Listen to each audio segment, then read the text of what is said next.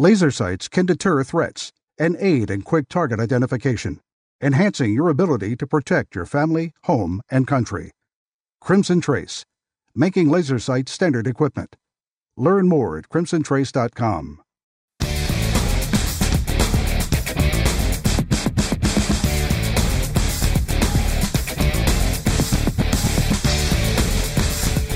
This is Tom Gresham's Gun Talk, now available on iTunes and other podcast clients, and on the free GunDealio smartphone app for iPhone and Android. Feel free to call Tom now at 1-TOM-TALK-GUN or 866-825-5486, or email Tom at guntalk.com. Now, once again, here's Tom.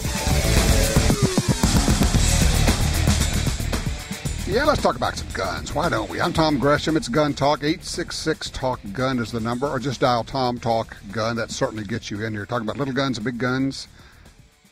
Guns that shoot a long way. Long-range shooting. Hot topic. But here's a question for you. What's the longest shot you would take at a deer or an elk? What's the longest shot you've ever made on a deer or an elk? As you hear people talking about long-range hunting, have you changed the max range that you would shoot because of the equipment, because of the cartridges, because of what we have these days? Just curious. Wondered if that's making any changes, any difference out there.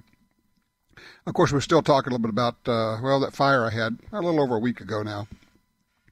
Yeah, one of our previous callers said, hey, the reason you're coughing is you sucked in all that smoke. And you're probably right. The first day after trying to clean out the house, man, I could feel it in my lungs and my chest.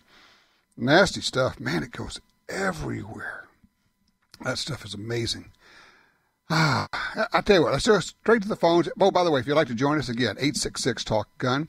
And we're pretty much open lines on anything you want to talk about if it has to do with guns. Virginia, line 2. Out of Palmer, Alaska. Hey, Virginia, welcome to Gun Talk. Yeah, I'm not an avid gun person, but I like listening to your program to find out what's going on around the country and think of moving out of Alaska. Ah, okay. So what happened to you? You have an interesting story here. Yeah, I'm not quite sure who all has decided that they really don't like me too much in Palmer, but I had a neighbor, the neighbor next door. Maybe he was burning things that he wanted to get rid of after moving in. But to the best of my knowledge, he had a fire going in the woods 4 nights in a row within the city limits of Palmer. And I assume it was just somebody doing what they were supposed to do. And the fourth night, I went outside again and saw what was going on. And I have some questions about the burn permit system and what proper procedures you need to use to convince somebody that there actually is somebody doing something they shouldn't be doing. But I was not successful and ended up with the State Department of Forestry coming up the following day and being sure the fire was put out. Okay, so let me make sure I'm up to speed. Your neighbor burned like 4 nights in a row, burning stuff, and you just want to make sure that it was okay. The Forest Department came out and made sure everything was okay. Well, I didn't like what he was doing. He was, from what I observed happening, he was not adhering to what I would assume would be the terms of a burn permit. Okay, so what did you do? Did you call in and make a complaint? Well, it wasn't windy, and it was a wet June. And there was never a large fire. He wasn't ever burning very much at one time. So it never spread. Okay, all right. So I'm trying to figure out where we're going here. So then the next thing I have is a pit bull comes onto my property. And because I didn't call 911, the police have no record of that. Following September, he cuts down a tree that turns out to be my property line. Some people made an excuse. They had a right to do that. Well, I don't think you do have the right to cut down other people's trees. Okay, Virginia, you got to help me out here because we got to get to the point on this. You got an ongoing thing going with your neighbor. So where do we end up with this? Well, I'm not sure if I really have it going on with the neighbor instead of with the city of Palmer. Okay, so where do we end up? Good question. I don't have an answer to this. The building inspector's wife worked at a restaurant. She recommended her son as a real estate agent. I was thinking of buying a place to go to on weekends or, sort of a second investment. And the real estate agent represented himself as somebody who wanted to live in the woods with guns and ammo. Okay, Virginia, is there a question for me somewhere here? I would like to know if then they created a bunker in front of my house. Who did? City of Palmer. They created a bunker? Well, I have not had a response back from the City of Palmer as to whether or not somebody is trying to claim that I'm storing guns and ammo, or simply the excuse that I heard of later on for not approaching my house was the 9-foot trenches with dirt piled up that obscured a good part of my garage and the front of my house.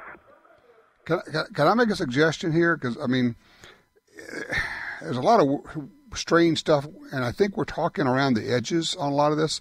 You need to go sit down with the mayor. Make an appointment. Go sit down with the mayor. Say, look, here's what's going on. I want to know what's going on. But my impression is, one, that you're either trying to figure out what's going on, or maybe you actually know what's going on, but you don't want to go there. But I'm just going to tell you, I think what you need to do is go sit down with the mayor, or sit down, not on the phone, sit down with people and find out what's cooking. And take your list of complaints, write them all down, write down everything that you have, so you're kind of running around all this as we're talking here, and you're having trouble getting to the point. It's kind of like, okay, then what's the therefore here? But I would suggest you do that. I wish you luck with it, but I don't think it's anything here that I can help you with. I appreciate that call. John's in Fargo, North Dakota, on line 1. John, NRA member. What do you think? Well, first off, Tom, I'm just glad you and your family came through the fire all right, because otherwise what would I do every Sunday for 3 hours? Well, me too. So, yeah, what would I do if I wasn't here? Wait, that's weird. Okay. But thank you. I appreciate that. No, I'll tell you, Tom, I'll still continue to be an NRA member, but they're kind of chapping my hide. I will probably be calling and giving them a piece of my mind. You know, when you ask me for donations, and you're not pushing HB 38 through Congress, and you're not working on those 10 states that deny me my right to conceal carry, and deny people the right to have an extended capacity magazine or a certain type of gun because it's scary and black, that I'm going to have a little issue, you know, with what you're doing with my money. Yeah.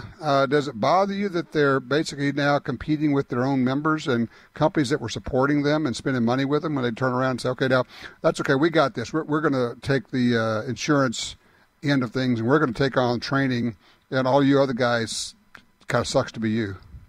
Well, and that's what it boils down to, Tom. They're supposed to be fighting for my rights. That's what they always push in their advertising. That's what they always push when they ask me for a donation. That's what they always push when they mail me a letter. You know, use my money for the purpose that we give you our money to do. Mm-hmm. I mean, that's what it boils down to. They have to get that message. Otherwise, it's going to fall apart on all of us, and we're all going to regret it in the end run. Well, I appreciate it. Yeah, and I think we just all need to let them know, look, we support you, we like you, but, you know, got a problem with this. Of course, some people may not. Some people may say that, hey, that's okay with me. They need to make some money, and, you know, just all depends on where you fall on deal. Appreciate it, John. Thank you, sir. Tell you what, take a quick break here. James, don't go anywhere. In Wyoming, we're going to get to you, but we do have some lines open if you'd like to join us. 866-TALK-GUN. What gun have you been out shooting? And are you shooting 22s now that we can get ammo again? Or have you are you rediscovering just how much fun they are? I love shooting 22s. 866-TALK-GUN.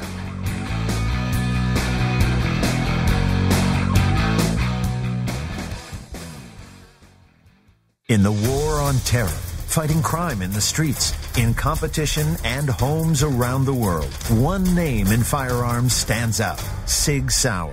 Our pistols and rifles are renowned for their unfailing performance. This same commitment to excellence can be found in our line of SigTac accessories and the training offered by the Sig Sauer Academy. For unmatched quality, reliability, and innovation when it counts, choose Sig Sauer. Visit SigSauer.com today. Are you looking for a place to shoot? The National Shooting Sports Foundation has a great website called wheretoshoot.org. It's the largest database of shooting ranges on the internet. It's also a great resource for shooters where you can find video tips, printable targets, and a lot more. Find it online at wheretoshoot.org. And while you're there, download their free iPhone app. That's wheretoshoot.org.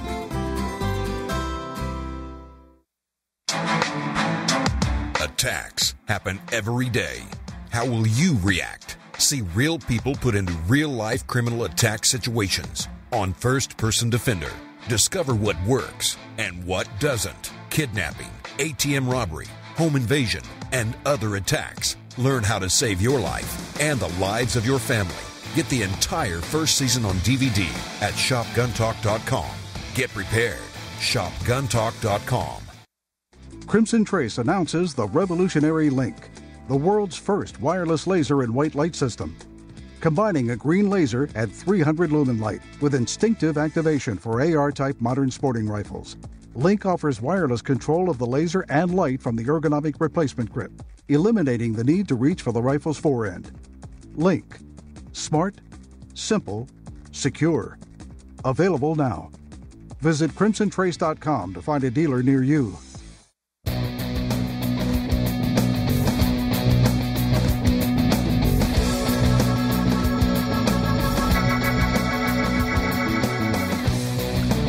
Alrighty, back with the 866 Talk Gun. Get you in here. Line 3, James is in Gillette, Wyoming. He wants to talk about some long-range shooting for hunters. Hey, James. Hey, how are you today, Tom? I'm great. What do you think about taking those long shots on critters? You know what? I take about 40 hunters a year here on my ranch in Campbell County, Wyoming, and I don't like it. I don't like some of these long shows, these long-range shooting shows that are out there. The fact that guys can do that, and I can appreciate that. I'm a retired Wyoming peace officer, formerly trained as a precision shooter. Okay. There's a wide gap there between the guys that are shooting 400 yards with 100-yard rifles. It takes a different kind of rifle to be able to do that with preciseness that's required. Mm-hmm. And I see the after effects of bad hunters. I won't call them bad hunters, poor shooters, in the form of injured game. That right. You see it after the season, you see it during the season, and I just prefer.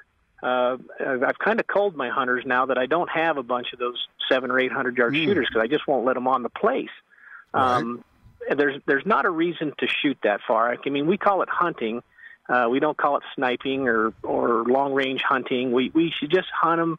We owe it to the animal to get up, make a good, clean shot, and be done with it. I just mixed emotions on it. Yeah, there's guys that can do it. I applaud them. My, the rifle I carry every day. I have a Barrett MRAD in 338 Lapua with a 5.5 to 22 night force. It's a coyote kissing Jose. I'll tell you, it's a nice rifle. Mm-hmm. It's not for everybody. And you know how to use it. Yeah, and it's I reload for it, and that's one of the thoughts that I had when I heard that you'd had a fire. Made me start thinking about, if I had a fire and it got in my reloading room, well, that wouldn't be good. Well, here's the thing. Reloading powder doesn't explode, as I'm sure you know only too well. For people who don't know, reloading powder just burns. You would be a whole lot worse off if the fire got to your 1 to 5 gallon can of gasoline for your lawnmower. Now, that will go up. Sure.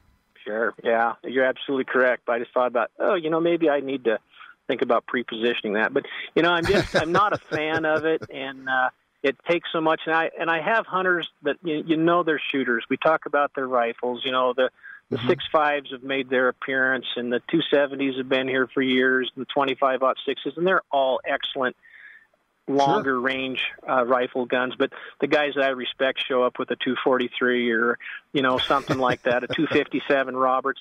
You hunt, you stalk. Yeah, I understand. That's the experience. And the hunters, I only guide only a very few, but the ones that have the most memories that talk to me year after year are the ones that we stalked for 300 or 400 yards using sagebrush and draws and ravines. Yeah, and it's a memorable experience. Crawl through the cactus, the whole deal. Hey, James, look, I got to run. I love the call. I appreciate what you're saying, but I've got to move along here.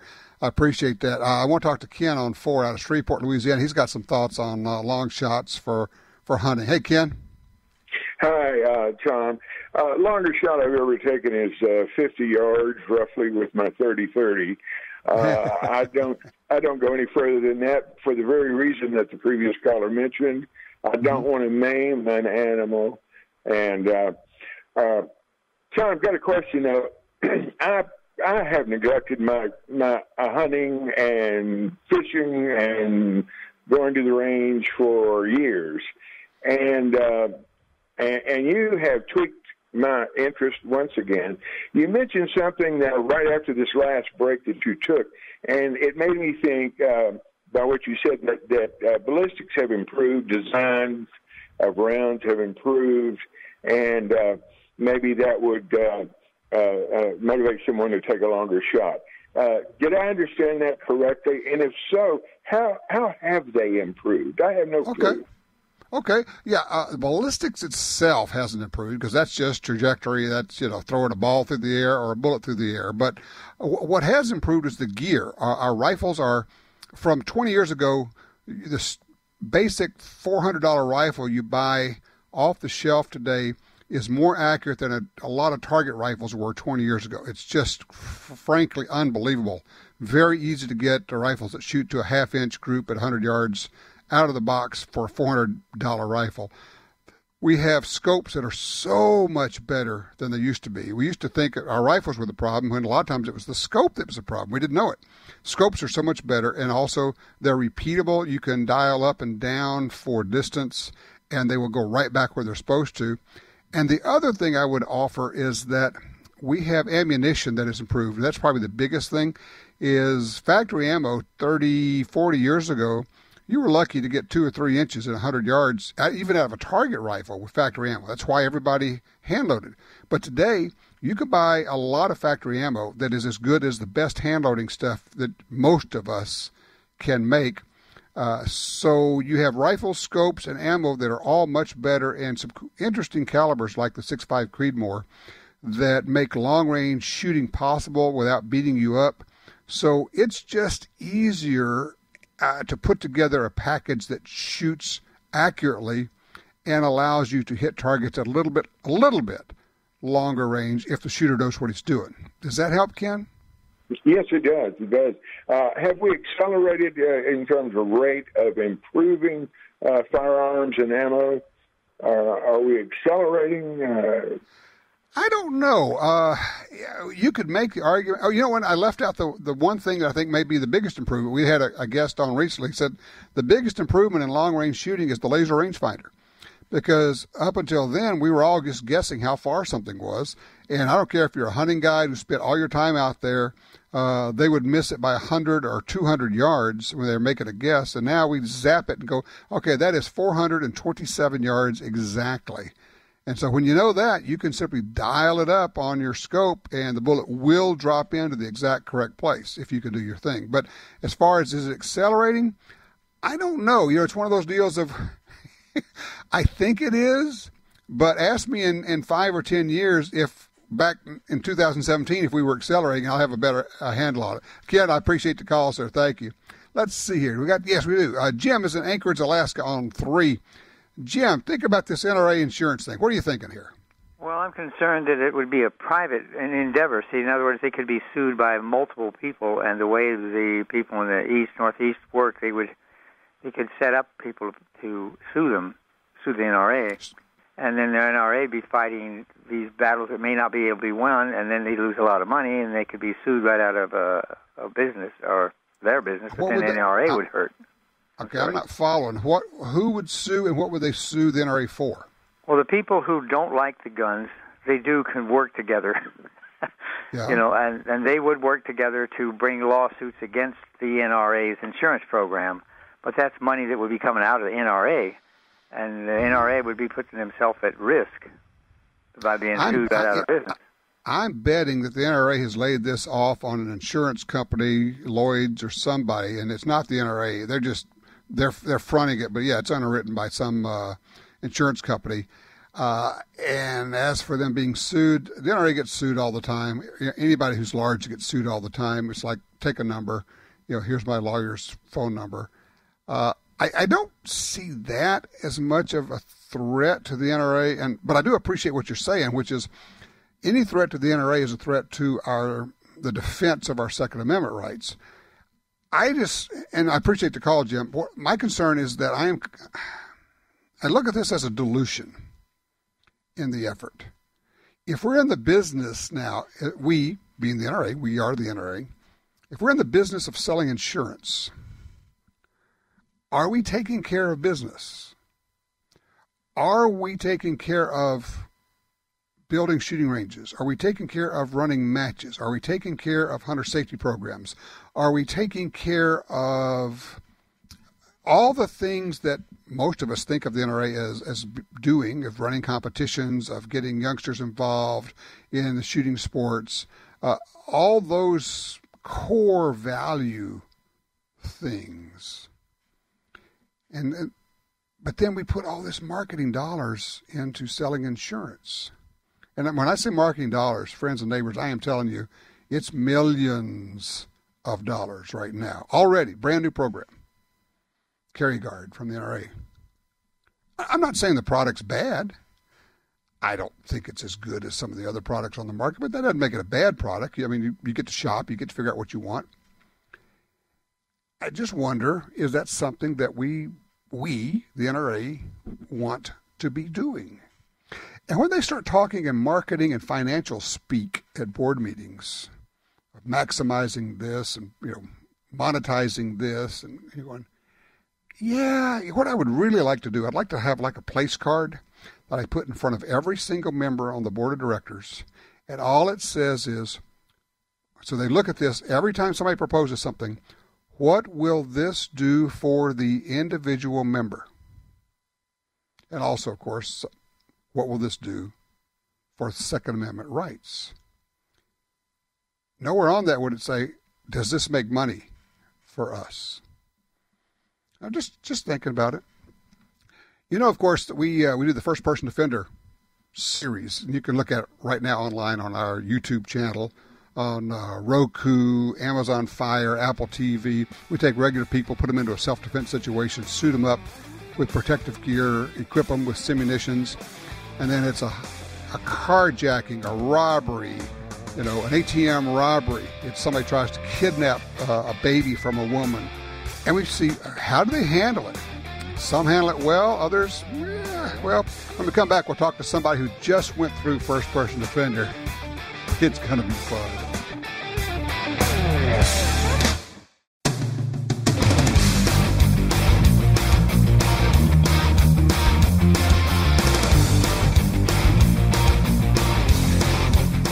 Gun Talk encourages you to support the local sporting goods store, gun stores, ATV dealers, and other local businesses in your area who advertise on this station and Gun Talk. Only together can we protect our rights. You're listening to Washington Times opinion page regular contributor Tom Gresham. Are we having fun or what? Get to talk about, fun stuff. Shooting at guns, and ammo, and scopes, and optics, and just the things we do. This is just fun. I mean, come on. And going out and shooting guns is fun. And getting training is fun. And, of course, as you know, only too well, I'm sure, we make videos and TV shows about all of those things. One of the things we do is a number of years ago, we created this thing called First Person Defender. And people get to go have force-on-force training using simunitions. It's kind of like high-speed paintball, but it's restricted at least in the past, it's been restricted to military and law enforcement. Now, there are more and more places around the country you can go and get training with simunitions, and it's pretty interesting.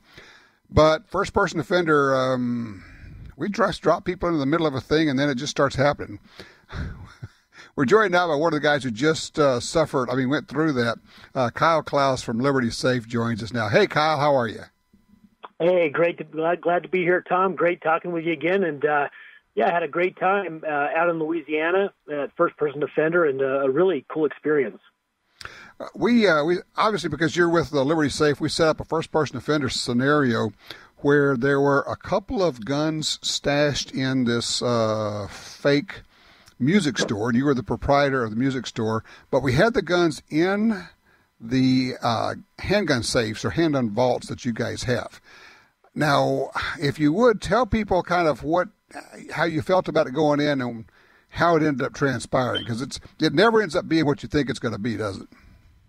No, it never does. In fact, going into this experience, I was a little bit apprehensive about what was going to happen. As you mentioned, we set up an HDX 250 under the front counter than an HDX 150 in the break room, and they're both biometric finger swipe handgun vaults, two of our most popular selling items. And, they took me out of the room. Before each scenario, I had to leave the space, and they discussed what was going to happen. So I'm going into this experience blind, not knowing what to expect, not knowing what's going to hapen. And so you've got all of your antenna always up. But what was really cool was, these are lifestyle experiences, or real life experiences, and to be able to go through the training and receive the critiquing afterwards was an invaluable lesson. So, depending on, we ran 3 different scenarios. We had people come in and try to steal things and then take off, and then we had people, bad guys come in and then shoot one of the customers, and at one point they grabbed you, or everybody shoved everybody back into the break room. It's kind of like they're barricading, and now it's a hostage situation, and. And I know you've done this, and by the way, people can go see these right now. They're on YouTube and Roku and all, the first-person offender. Now that you've been through it and you've looked through the show, is there anything about seeing the show that you think, oh, yeah, I forgot about that? Yeah, when I watched what your team had put together after all the editing was done, I wasn't sure how it was going to turn out, and and rewatching the episode after it came out was really it was nice to go back and review what had taken place. And so right after the break, you talked about it's fun getting training, it's fun going out and shooting guns. And in that episode, they talked about getting training, going and finding an organization that does real life scenario handgun training, and taking that training and then going back to these videos, these first-person defender videos on YouTube. I mean, they're free. They're free for anyone to access, and it shows real-life scenarios. In fact, Ryan and I were talking about how he'd received comments where some people were saying, "Well, that really doesn't happen in real life," and then instantly he fires back with real-life news stories where this really does happen in real life. Yes, and so it really. It's a cool tool that anyone can use going on YouTube and look at these real life scenarios and how people responded to them, how they could have responded better, and so that when they go take their own training, they can take this knowledge that they've gained watching these video clips and apply it to the real training and really get that real life training under their belt. Okay, Kyle, honest answer here. When you're watching the video, are you just practically yelling at yourself, watching it, going, "Don't go over there"? You really are. There's a million things going through your mind as the scenarios are playing out. You don't know what's going on. You don't know who the bad guys are, and then when everything unfolds, it happens so quickly that you really have to rely on your instincts and what training you've received up to that point. And again, which is another testament as to why it's important to get real life training. But watching those clips, you really are. You're looking from the outside in at this point, and critiquing yourself and really seeing where you could have improved and made better decisions and better choices and had better outcomes. I have to tell you, I have learned so much with us producing this series and watching what goes on and watching what people do, and then going, well, why did you walk toward the problem? You've got a gun, and you're walking right up to the guy that's got the gun, right? Right.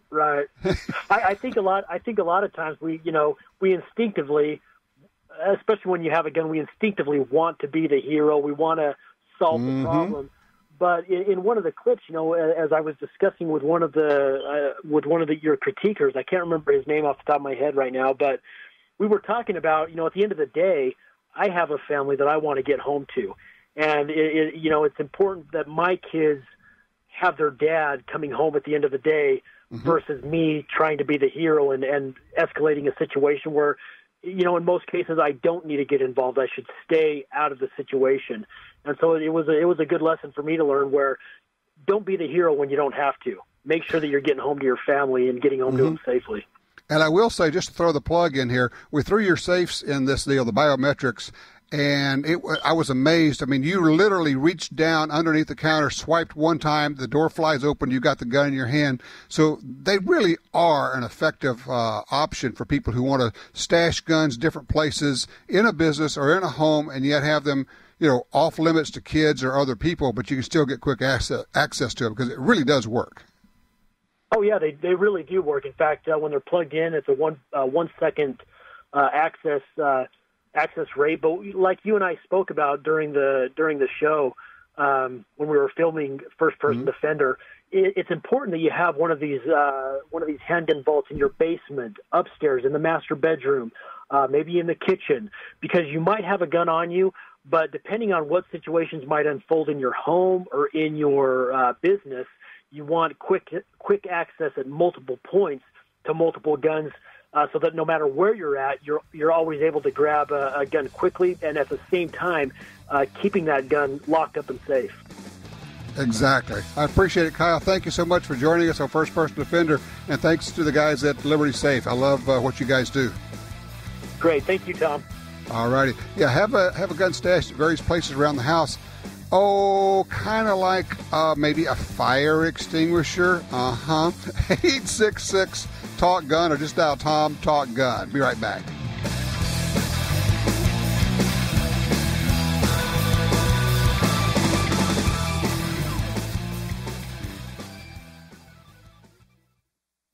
The Black Hills. There's nothing like it on Earth. The kind of place where characters become legends. Wild Bill Hickok, Crazy Horse, Calamity Jane. Pick any part of the world and you'll find people go there to make it their own. But this is where people come to get made. This is the place that made the people who make the best ammo on Earth. Black Hills Ammunition. Face it, sometimes more is better. That's the idea behind the double-stack, full-capacity pistols from Springfield Armory. From the groundbreaking XD to the ergonomic XDM to the latest refinements in the XD Mod 2 series, you can get subcompact, midsize, and full-size pistols in 9, 40, and 45. Carry, target, or tactical models. Fast, accurate, dependable. Don't come up short when it matters. Go full cap. Go Springfield Armory. Springfield-Armory.com. Hi, this is Tom Gresham from Gun Talk. America is losing critical wildlife habitat at a rate of 1 football field every hour. It's happening on the Louisiana coast, but it's critical to all sportsmen and conservationists. These precious wetlands provide winter habitat for more than 10 million ducks and geese annually, waterfowl that migrate north through dozens of states. Don't shrug it off. Get involved. You can help. Visit vanishingparadise.org. When someone leaves you their gun collection, you may want a few, but what do you do with the rest? How do you sell them? Who do you call? Well, I call Johnny Dury at Dury's Guns. Whether you're selling 1 gun or 500, they'll tell you what it's worth and write you a check. Simple, quick, easy, fair. I trust Dury's Guns. Give them a call. DurysGuns.com.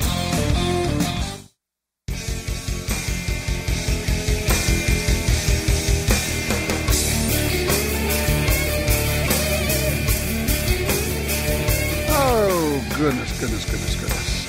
Story out of Three-Letter Town. At least that's what I call it. I have several friends in Ada, Oklahoma, ADA, and I call it Three-Letter Town. So, Ada, Oklahoma. Ada police are investigating a shooting Friday that left 1 man dead. Interesting.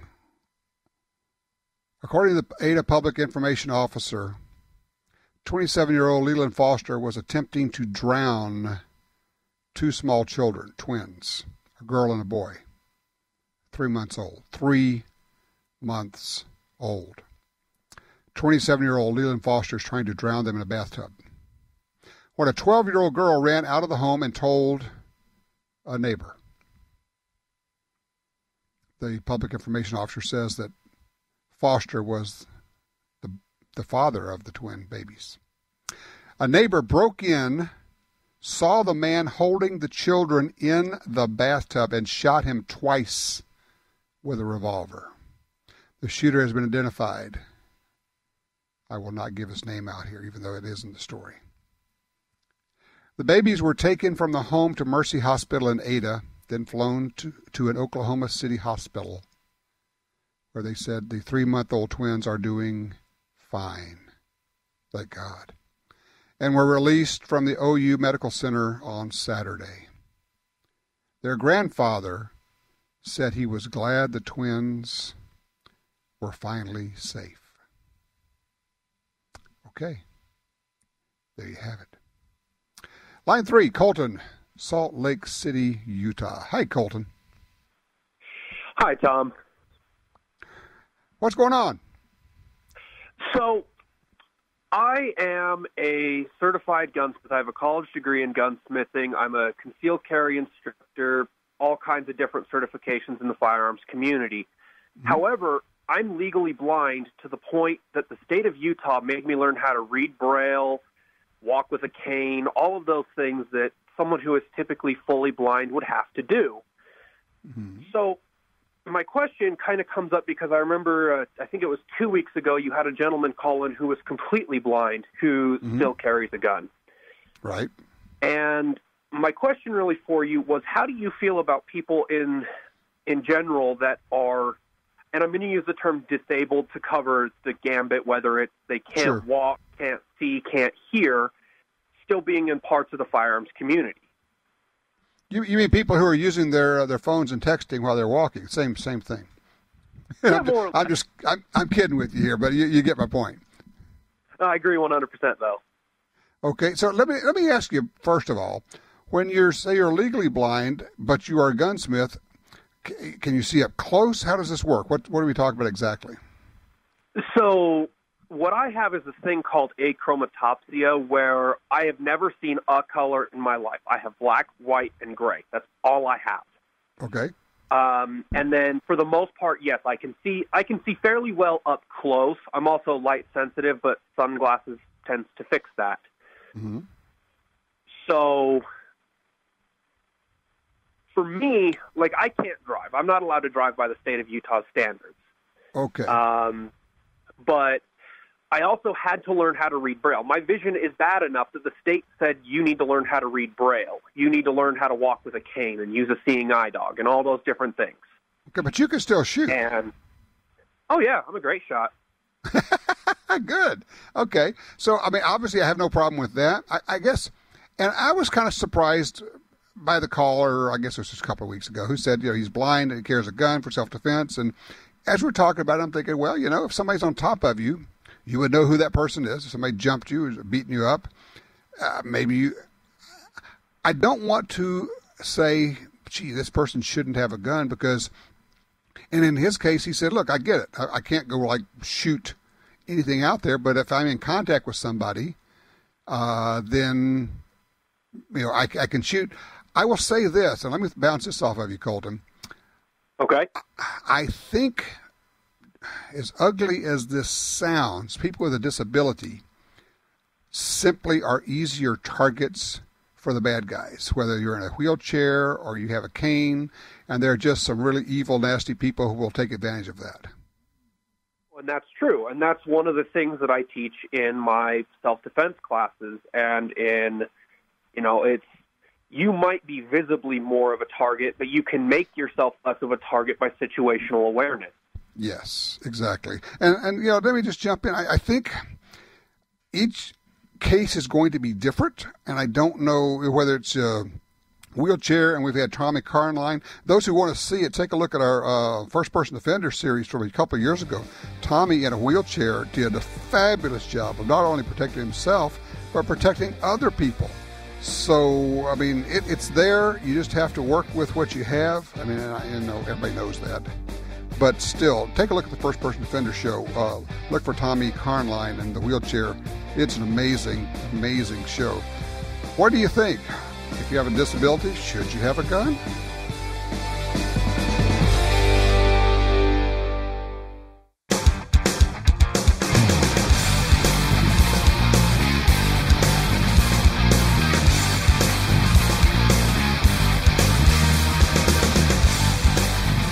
I'm back with you. Mark's with us out of Billings, Montana on 4. Hey, Mark, what are you looking at on our website there, partner? Well, sir, I'm looking at your concealed carry 1 and 2 videos. Okay. As I told the screener, I know you're big on going to schools, and it sounds like something that I would be thrilled to do, but I think there's a few of us out there, at least, that's probably not financially a possibility for years to come. I get it, man, because some of them are pretty pricey. So what I was wondering is on the concealed carry 1 and 2, what kind of training can I expect? I mean, obviously you're not getting the range time with an instructor, but can you just kind of fill me in with what I should expect? All right, let me. What Mark's asking about is on our website, shopguntalk.com. We have a number of DVDs, not very many actually, and 2 of them are concealed carry 1 and 2, and there's another called. It's titled Fighting with a 1911. I would recommend that you get all 3, frankly, because Fighting with a 1911, even if you don't have a 1911, doesn't matter. You get the full impact of Tiger McKee's incredible instruction on gunfighting with a pistol. It's just fabulous, regardless of what kind of pistol you use.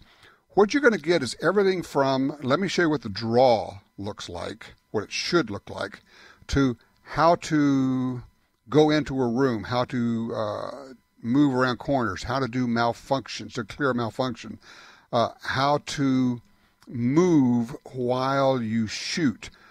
Then you're going to get into a little bit more advanced stuff of what is actually cover. Is a car door cover? I don't know. Let's shoot through a car door, and we do. Are windows in a car cover? Let's shoot through windows. How about 2 car doors? Can we shoot through 2 car doors? Can we shoot through? We get inside a car and shoot out of a car. Just a lot of what I call INTOT, I-N-T-O-T. I never thought of that moments. What it will do, and this is the thing, it won't teach you to shoot. It will show you how to do a lot of things you may or may not have done before, but what it really does, Mark, is it gets in your head. This stuff just drills into your head, and it stays there, and you're going, okay, I see what I need to go work on. I see that I need to do these things and not just stand there and shoot at a piece of paper or a piece of cardboard. This is what I need to do when I'm carrying a gun. This is what I need to do when I'm looking for a holster. Just on, and you'll come away with you're going, holy cow, I just learned a ton of stuff. And then I have one more question. Yeah, I did. Have you had any experience with these copper fluted bullets like Lehigh or Underwood? A little bit. I've shot the polycase, which is the plastic version of those, and then I have spent some time with Black Hills Ammunition, and they've been working with those. They have a new one they call the Honey Badger. I am intrigued, and then I am impressed. They look really good, and I will just tell you this. When Jeff Hoffman at Black Hills Ammo says these are really the deal, I listen to Jeff. When he shows me ballistic gelatin, when you look at it, it looks like it was shot with a .223 and it was shot with a handgun. You're going, holy cow. I think these will change what we think of as effective carry ammunition, and it would not bother me in the slightest to use that as my personal protection ammo to protect me and my wife and my family and the people around me. So to your point, I think they are the real deal. I think we are exploring some brand new territory in what works for terminal ballistics. That is when the bullet actually hits something. I think they're a pretty cool deal. So I would certainly give them some consideration. And please, seriously, go get those DVDs, Concealed Carry 1 and 2 and the 1911. We've got a package thing going on there right now on shopguntalk.com, or buy it through your GunDealio app, and you probably get a discount there. We'll be right back.